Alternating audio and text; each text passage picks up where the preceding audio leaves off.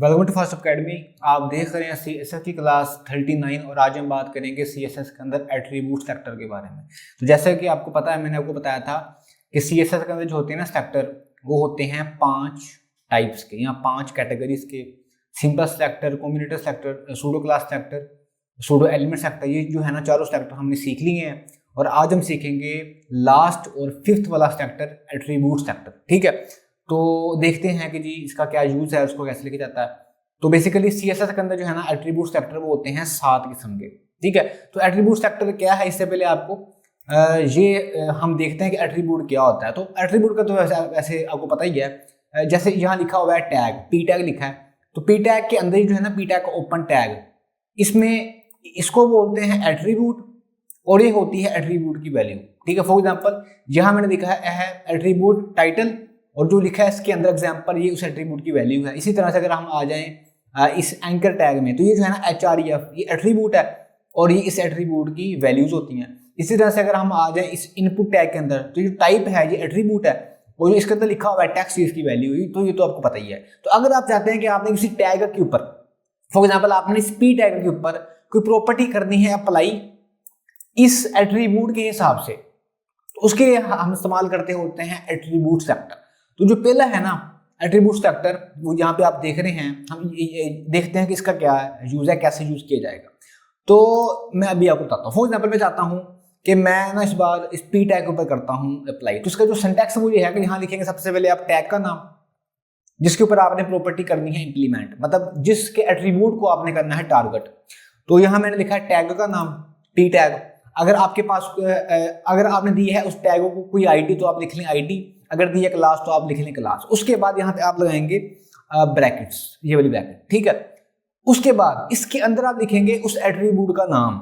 तो P tag में मैंने एट्रीब्यूट दिया हुआ है टाइटल, जहाँ पे आप देख रहे हैं कि मैंने एट्रीब्यूट का नाम दिया टाइटल, उसके बाद यहाँ ब्रैकेट, और जो प्रॉपर्टी मैंने करनी पड़ेगी वो मैं लिख दूंगा। यहाँ मैंने कहा पिक्सल सॉलिड रेड।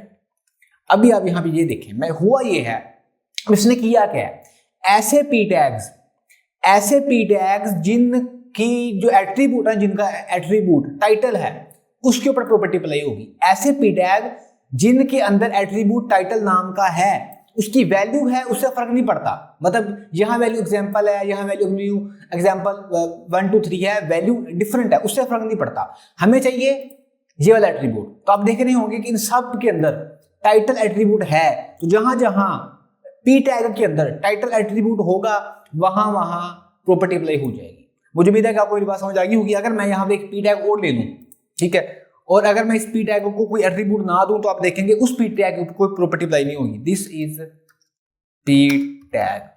तो भी आपने देखा कि इस पी टैग के ऊपर कोई प्रॉपर्टी अप्लाई नहीं हुई, क्योंकि इस पी टैग के अंदर टाइटल नाम का एट्रीब्यूट नहीं है।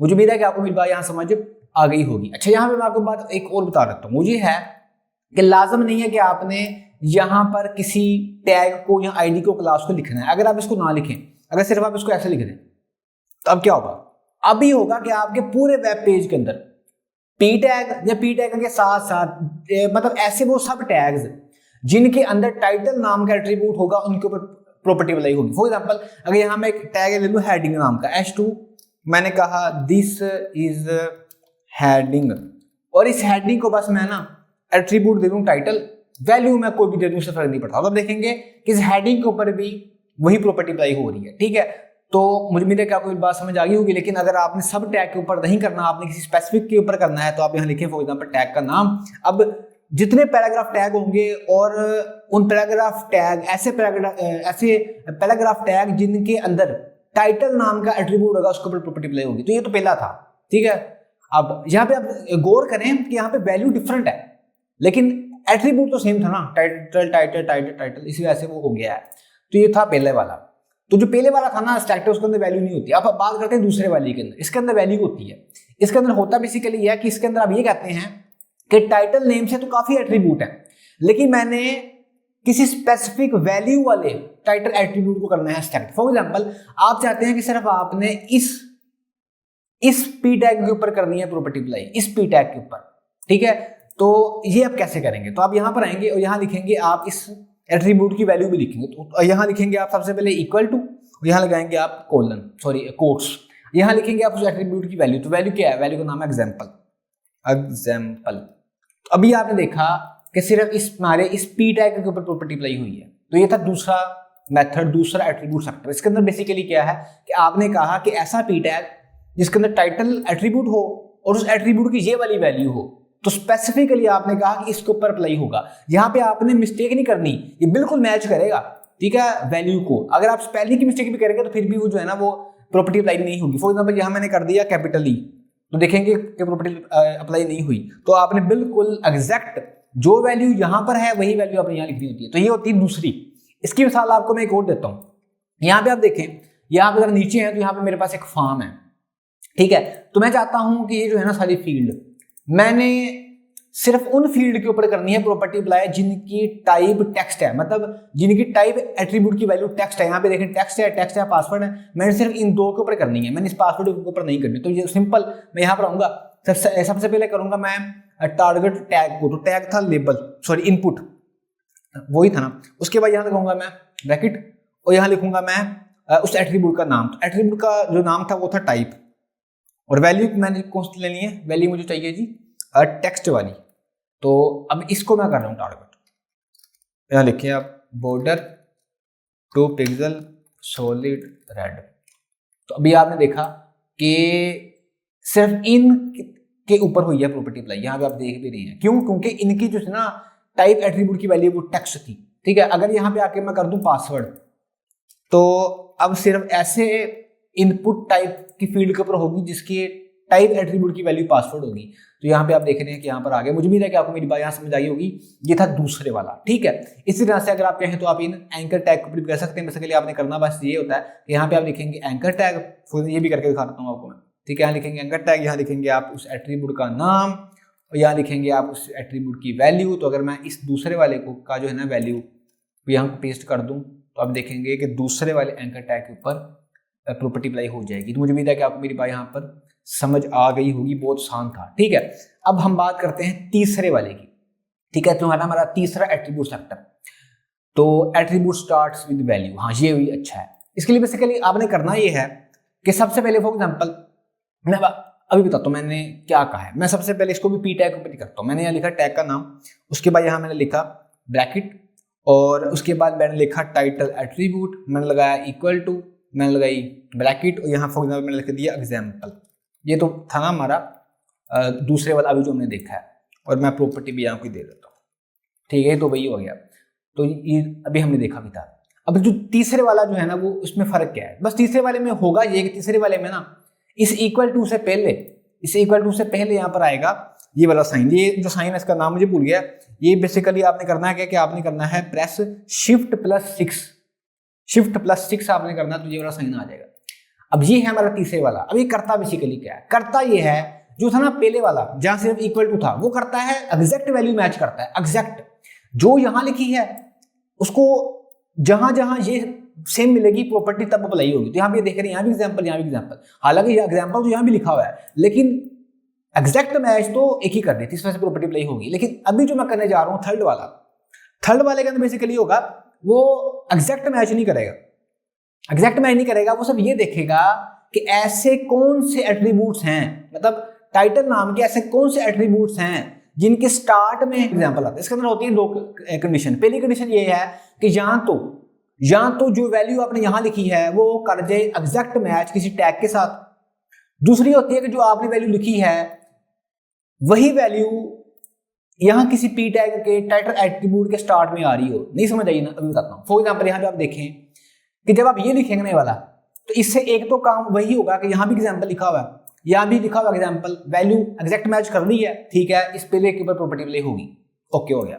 अब बात करें इस दूसरे टैग की। अब इस यहां पे देखें, हालांकि इसकी वैल्यू है एग्जांपल 1 2 3, लेकिन जो मैंने वैल्यू यहां लिखी है ये वैल्यू इसके स्टार्ट में आ रही है ना, आ रही है, इसी वजह से इसके ऊपर भी प्रॉपर्टी अप्लाई हो जाएगी। इसमें बेसिकली होगा ये कि वो एग्जैक्ट भी देखेगा कि यहां एग्जांपल, और साथ साथ ये भी देखेगा कि क्या यहां पर कोई ऐसी वैल्यू है कि जो वैल्यू आपने यहां लिखी है हो सकता है कि वही वैल्यू इसके स्टार्ट में आ रही हो। तो अगर यहाँ जो मैंने लिखा एग्जाम्पल, अगर एग्जाम्पल इसका स्टार्ट में आ रहा है, आगे जो मर्जी लिखाओ, एग्जाम्पल स्टार्ट में आ रहा है तो ये इसके ऊपर भी प्रॉपर्टी अप्लाई करेगा। अब यहाँ पर आप देखेंगे जो है ना बाकी हमारे 3 वाले, यहाँ पे एग्जाम्पल इस एट्रीब्यूट की वैल्यू को स्टार्ट में नहीं आ रहा, इस वजह से इन बाकी 3 के ऊपर प्रॉपर्टी अप्लाई नहीं होगी। मुझे उम्मीद है कि आपको मेरी बात यहाँ समझ आ गई होगी कि मैं क्या बात कर रहा था। अगर आपको भी समझ नहीं आई तो मैं आपको इसकी एक मिसाल और देता हूँ। यहाँ पर आ जाए आप, मैंने इसको कर लेता हूँ यहाँ से कट। आपको ना एक बड़ा आसान है टॉपिक वैसे, लेकिन थोड़ा हो सकता है आपको कंफ्यूज हो जाए। अब यहाँ पे ना मैं करता क्या हूँ कि मैं ना इसको लिख लेता हूँ ऐसे। अब मैं चाहता हूँ कि मैंने ना प्रॉपर्टी अप्लाई करनी है ऐसे एंकर टैग के ऊपर जिनके स्टार्ट में आ रहा है HTTPS, सिर्फ उनके ऊपर करनी। तो अभी आप देखेंगे ये पहले 2 टैग हैं जिनकी वैल्यू के अंदर HTTPS आ रहा है, यहाँ पे नहीं आ रहा। तो इसके लिए मैं इस्तेमाल करूंगा इस तीसरे वाले को जिसकी भी मैं बात कर रहा था। तो मैं यहाँ पे लिख दूंगा P की जगह एंकर टैग, स्टार्टर की जगह लिख दूंगा मैं HREF और यहाँ लिख दूंगा मैं HTTPS। अब हुआ क्या, इसको मैंने ऐसे कर दिया। अब हुआ क्या, मैंने ये कहा कि ऐसे HRF टैग जिसके स्टार्ट में ये वाला आ जाए उसके ऊपर प्रॉपर्टी अप्लाई करो। ठीक है, जब आप लिखेंगे ना इक्वल टू, तब तो वो करता है एग्जैक्ट मैच। तो यहाँ पे आप देख रहे हैं कि यहाँ पर कहीं पर भी सिर्फ HTTPS नहीं लिखा हुआ, लेकिन अगर आप ये लिखेंगे ना ये वाला, तब वो देखेगा कि क्या ये वाला वर्ड किसी वैल्यू के स्टार्ट में आ रहा है। तो अब यहाँ देखेंगे ये वाला वर्ड इन दोनों के स्टार्ट में आ रहा है ना, इस वजह से इन पहले 2 एंकर टैग के ऊपर प्रॉपर्टी अप्लाई हुई है, बाकी उनके ऊपर नहीं हुई। तो मुझे उम्मीद है कि आपको मेरी बात समझ आ गई होगी। अगर आप इसको करेंगे यूज तो देखेगा स्टार्ट वैल्यू, स्टार्ट जो है ना स्टार्ट में भी देखेगा और ये भी देखेगा कि क्या कहीं पर एग्जैक्ट मैच कर लिया तो वहां पे भी देखेगा। अच्छा ठीक है, अब हम ना इसी तरह से मैं आपको अब हम बात करते हैं हमारे तीसरे सेक्टर की, सॉरी चौथे सेक्टर की। चौथे वाला वो है जी एट्रीब्यूट एंड विद वैल्यू। अच्छा, ये तीसरे वाले का उलट है। तीसरे वाले में था स्टार्ट वाला वर्ड और चौथे वाले में है एंड वाला वर्ड। नहीं समझ आई, इसकी मिसाल भी मेरे पास है, इसको भी मैं करता हूँ P टैग के ऊपर। यहाँ मैंने लगाई ब्रैकेट, यहाँ मैंने फॉर एग्जाम्पल कहा टाइटल, मैंने वैल्यू दी, यहाँ लगाया और मैंने यहाँ भी कर दिया एग्जाम्पल। ठीक है, यहाँ मैंने लिख दिया। अब बेसिकली ना इसके अंदर ये होता है कि यहाँ पे ना आता है डॉलर का साइन। ये कैसे आता है, Shift+4 आपने करना। अब ये इसमें आता है डॉलर वाला। अब ये देखेगा लास्ट वाली, इसमें भी 2 होंगी, या तो काट जाए वैल्यू एग्जैक्ट मैच या किसी के लास्ट भी आ जाए। ठीक है, हमारे तीसरा वाला जो था ना सेक्टर उसका उल्टा है ये बिल्कुल। अब यहाँ पे देखिए ऐसे कौन से P टैग है जहाँ पे दोनों कंडीशन आ रही है। पहली कौन सी कंडीशन है कि वैल्यू काट जाए एग्जैक्ट मैच, तो यहाँ कर दी पहले वाले के अंदर। यहाँ भी लिखा एग्जाम्पल, यहाँ भी लिखा एग्जाम्पल, तो इस पहले के ऊपर प्रॉपर्टी अप्लाई हो चुकी, ओके हो गया। दूसरी शर्त क्या थी कि लास्ट में वर्ड आना चाहिए। तो यहाँ देखें, यहाँ लिखा एग्जाम्पल। अब यहाँ पे आप देखें कि इस वैल्यू के लास्ट में एग्जाम्पल लिखा हुआ है ना हमारे तीसरे पैराग्राफ टैग के ऊपर, तो यहाँ भी प्रॉपर्टी अप्लाई हो गई है। इस तरह से इसके लास्ट के ऊपर एग्जाम्पल लिखा हुआ है तो यहाँ भी प्रॉपर्टी अप्लाई हो गई है। तो मुझे उम्मीद है कि आपको मेरी बात समझ आ गई होगी। अगर नहीं आई तो मैं आपको इसकी एक और मिसाल देता हूँ। मैं इसको करता हूँ अप्लाई एक एंकर टैग के ऊपर। तो यहाँ लिखा मैंने एंकर टैग, ठीक है, यहाँ मैंने लिख दिया टाइटल की जगह HREF और यहाँ मैंने कहा, अब यहाँ पे देखिए मैं चाहता ही हूँ कि ऐसे एंकर टैग, ऐसे एक ना मैं वापस ले आता हूँ इसके अंदर ही, ठीक है, ऐसे एंकर टैग जिनके लास्ट पे आ रहा है .com, ऐसे एंकर टैग जिनके लास्ट पे आ रहा है .com, मैंने सिर्फ प्रॉपर्टी उनके ऊपर करनी है अप्लाई। तो यहाँ पे देखें, यहाँ भी .com है, यहाँ भी .com है, यहाँ पे .org है। तो मैं इसके लिए क्या करूंगा, तो अब वही वाला मेथड चौथे वाला, यहाँ लिखूंगा मैं .com। तो क्या करेगा, ये वाला वर्ड वो देखेगा लास्ट पर। यहाँ भी आप देखें कि यहाँ पर ये वाला वर्ड मिल चुका है, तो इस वजह से इन पहले 2 के ऊपर प्रॉपर्टी अप्लाई हो गई है। तो तीसरे वाले का उलट है, जो था ना तीसरा चैप्टर उसके अंदर होता है स्टार्ट में देखता है, और जो होता है चौथे में उसमें देखता है लास्ट वाला। आसान था, मुझे उम्मीद है कि आपको मेरी बात समझ आ गई होगी। आसान टॉपिक है ये तो, ठीक है। उसके बाद हम बात करते हैं 5 वाला। अगर आपको तीसरे चौथे की समझ आइए तो 5 वाला तो आपके लिए बहुत आसान है। 5 वाला क्या करेगा, 5 वाला ये करेगा कि जहां तो वैल्यू हो रही हो एग्जैक्ट मैच, जहां वो वर्ड आ रहा हो स्टार्ट में, जहां वो आ रहा हो एंड में, जहां वो आ रहा हो सेंटर में, कहीं पर भी आ रहा हो, ठीक है। अभी बताता हूं आपको, मैं इसके लिए भी जो है ना वो पैराग्राफ टैग में आ जाता हूँ वापस। पैराग्राफ टैग यहाँ जो है मैंने कर लिया टाइटल टैग, इसी तरह से यहाँ पे जो है वैल्यू भी लिख देता हूँ एग्जाम्पल, यहाँ मैंने लिख दिया एग्जाम्पल, और यहाँ पर जो साइन आएगा वो आएगा स्टार का। ये कैसे होता है जी, Shift+8 करना आपने। अब यहाँ पे ये करेगा कि ऐसे तमाम एट्रीब्यूट्स जिनकी वैल्यू में एग्जाम्पल का वर्ड आ जाए, बस जहां मर्जी है, स्टार्ट में, ठीक है, एंड में, मिडल में, या सिर्फ एक ही हो वर्ड, जहां भी आ जाए, जहां भी आप देखें इन तमाम पैराग्राफ टैग में एग्जाम्पल का वर्ड है, यहाँ भी एग्जाम्पल, यहाँ भी एग्जाम्पल, यहाँ भी एग्जाम्पल, यहाँ भी एग्जाम्पल, यहाँ भी एग्जाम्पल, सब के ऊपर प्रॉपर्टी अप्लाई हो गई है। ये तो आसान था, मुझे उम्मीद है कि आपको मेरी बात समझ आ गई होगी। जो थे ना तीसरे वाला उसमें सिर्फ स्टार्ट वाला, चौथे में सिर्फ एंड वाला, और पांचवे के अंदर एग्जाम्पल का वर्ड आना चाहिए बस। ये तो ईजी था, ठीक है। ठीक है, इस तरह से हमने इसको भी जो है वो सीख लिया है। अब हम बात करते हैं जी हमारे 6th वाले सेलेक्टर की। इसके अंदर बेसिकली करता क्या है कि वो देखता है स्पेस, कि स्पेस होनी चाहिए। अभी बताता हूँ, नहीं समझ आई तो अभी बता देता हूँ। मैं इसको भी पैराग्राफ के ऊपर ही करता हूँ, ठीक है। इसको मैंने ऐसे कर दिया कट। इसके लिए जो आपने सिंबल करना है यूज, ठीक है, बेसिकली वो जो सिंबल है उसको बोलते हैं टिल्ट का साइन, ठीक है। आई थिंक इसको टिल्ट ही कहते हैं, हाँ टिल्ट का। ये अब ये कहाँ, ये जो है ना आपका कीबोर्ड के ऊपर टैब की जो है ना ऊपर वाली की, उसको आपने करना है प्रेस शिफ्ट के साथ, ठीक है। ये वाला सिंबल है, ठीक है। तो अभी मैं इसको पे करता हूँ ये प्रॉपर्टी अप्लाई। अब ये देखें आपके जो है ना हमारा पहले वाला टैग, ये वाला टैग और जो ये वाला टैग है, सिर्फ उसके ऊपर प्रॉपर्टी अप्लाई होगी। अब कहेंगे सर ये हुआ क्या है, इसके अंदर होता क्या है, बताता हूँ। अब यहाँ लिखा आपने एग्जाम्पल। अब यहाँ भी 2 कंडीशन है। पहली कंडीशन यहाँ तो वैल्यू उसको मिल जाए एग्जैक्ट, तो यहाँ पे आप देख रहे हैं यहाँ भी लिखा है एग्जाम्पल और यहाँ भी लिखा है एग्जाम्पल, तो पहले वाले टैग को प्रॉपर्टी अप्लाई होगी, गुड हो गया। दूसरी ये कंडीशन है कि जो वर्ड यहाँ लिखा है वो वर्ड यहां पर उसको मिल जाए कहीं पर भी, और उसके आगे या पीछे कोई स्पेस होनी चाहिए, ये एक कंडीशन है। तो आप यहां पे देखें कि ये जो है ना हमारा ये वाला पी टैग, इस पी टैग के यहां लिखा है एग्जाम्पल और इसके स्टार्ट में स्पेस है ना, तो इस वजह से ये इसको करेगा सेलेक्ट। समझ आइए। अगर तो वो सिर्फ वर्ड होगा एक, मतलब जो वर्ड आपने यहां लिखा है अगर वही वर्ड बिल्कुल सिर्फ एक ही यहां लिखा होगा तब तो स्पेस की जरूरत नहीं है। लेकिन अगर वर्ड ज्यादा होंगे, फॉर एग्जाम्पल आपने यहाँ लिखा एग्जाम्पल, तो यहाँ पर एग्जाम्पल तो लिखा हुआ है यहाँ पर, लेकिन जहाँ एग्जाम्पल के साथ साथ कुछ और वर्ड्स भी लिखे हुए हैं, तो फिर होगा क्या, फिर आएगी स्पेस। तो फिर आपने करना ये है कि ये जो वर्ड है ना, इस वर्ड के स्टार्ट में, ये एंड में अगर स्पेस होगी तो फिर ये इसको भी करेगा सेलेक्ट। मुझे उम्मीद है कि आपको मेरी बात समझ आ गई होगी। अगर मैं देखें आप यहाँ पर, अगर मैं इन सबको कर दूं, यहाँ से देखें स्पेस है ना, फिर भी यहाँ पर ये आ रहा है। अगर स्पेस खत्म कर दूं फिर भी आएगा, ठीक है। मैंने कहा स्पेस आनी चाहिए अगर वर्ड एक से ज्यादा होंगे, मतलब ये जो वर्ड लिखा है मैंने यहाँ पे एग्जाम्पल वाला, यही वर्ड यहाँ भी लिखा हो लेकिन उसके साथ साथ अगर कोई और वर्ड भी लिखे हो तो ठीक है। तो ये इसका इतना यूज होता नहीं है, इसका भी नहीं होता, और जिसके बाद कहूँगा उसका भी इतना कोई यूज होता नहीं है। ज्यादातर बेसिकली होते हैं यूज ये पहले वाले 2 सेक्टर, ठीक है। बाकी तो इनका इतना कोई यूज है नहीं, ठीक है। तो इसमें स्पेस होती है बस, ठीक है। ये भी आसान है। उसके बाद हम बात करते हैं लास्ट सेक्टर की। उसके अंदर होता है कि उसके अंदर वो देखता है हाइफन का साइन। ये बता देता हूँ। बेसिकली इसको जो है ना वो ज्यादातर यूज किया जाता है इसके अंदर लैंग एट्रीब्यूट के अंदर, जहां पे आप कह रहे होते हैं कि ये जो है ना टैग, इसमें जो मैंने लिखी है लैंग्वेज, वो या तो इंग्लिश है या फ्रेंच है या ऐसे की।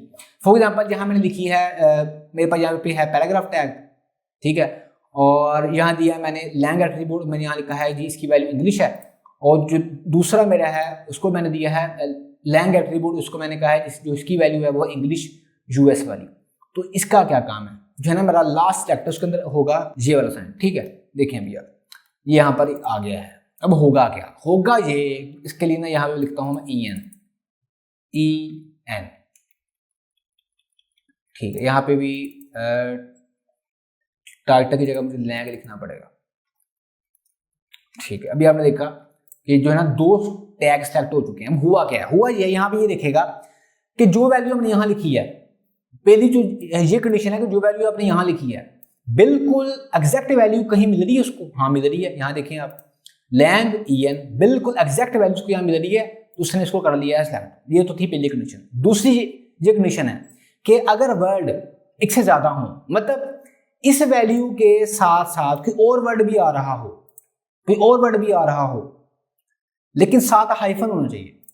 मतलब जब आप इसको करेंगे यूज जो है ना 7वां सेक्टर, जो साथ हाइफन आना चाहिए इस वर्ड के बाद में। तो कोई ऐसा क्या यहाँ पे टैग है कि इस वर्ड के बाद में हाइफन का साइन हो कहीं पर, ये देखें आप, तो यहाँ पे इस वर्ड के साथ यहाँ पर हाइफन का साइन है, तो फिर ये करेगा इसको सेक्टर। मतलब ये वाला सेक्टर तब काम करेगा कि जो वर्ड आपने यहाँ लिखा है तो ये उसको करेगा टारगेट, कि जो वर्ड आपने ऊपर लिखा था वो तो यहाँ लिखा ही होना चाहिए, लेकिन साथ बाद में हाइफन भी आना चाहिए। अगर इसके ऊपर मैं हाइफन को कर दूं खत्म, तो आप देखेंगे कि यहाँ पर प्रॉपर्टी अप्लाई नहीं होनी, इसके ऊपर प्रॉपर्टी अप्लाई नहीं हुई, तो हाइफन जरूरी है। अगर तो सिर्फ वर्ड ए ही है तब तो हाइफन ही चाहिए ना, लेकिन अगर वर्ड एक से ज्यादा है, जैसे EN एक वर्ड है और US दूसरा वर्ड है, अगर वर्ड एक से ज्यादा होंगे तो साथ हाइफन आना चाहिए। देखिए हाइफन आ गया तो प्रॉपर्टी अप्लाई होगी। ये मुझे पता है, ये कॉम्प्लेक्स है, ये थोड़ा सा आपको कॉम्प्लिकेटेड लगेगा 6वां और 7वें वाला, ये मुझे पता है, ठीक है। तो आपने करनी है प्रैक्टिस। ज्यादातर जो है ना वो होते हैं यूज पहले 2 वाले सेक्टर। तो मुझे उम्मीद है कि आपको समझ आई होगी। ये वाली क्लास बेसिकली हमने किया क्या कि हमने एक टॉपिक का लिया खत्म, कोई तकरीबन 5-6 क्लासेस के अंदर। तो बेसिकली हमने जो है ना CSS के अंदर 5 के 5 सेक्टर्स को, सॉरी क्या चला गया, 5 के 5 सेक्टर्स को हमने कर लिया है कवर। तो मुझे उम्मीद है कि आपको ये जो कंसेप्ट है समझ के अंदर आया होगा। ओके, तो बेसिकली आज की क्लास में हमने बात की CSS के अंदर एट्रीब्यूट सेक्टर की। तो मुझे उम्मीद है कि आपको जो क्लास समझ के अंदर आई होगी। आपने करना क्या है कि आपने करनी है प्रैक्टिस। तो आज के इतना ही, मेरा ख्याल रखिएगा अपने चैनल का भी। मिलते हैं CSS की क्लास 40 के अंदर। CSS की प्रीवियस क्लास देखने के लिए लेफ्ट वाली वीडियो पर क्लिक करें और CSS की नेक्स्ट क्लास देखने के लिए राइट वाली वीडियो पर क्लिक करें।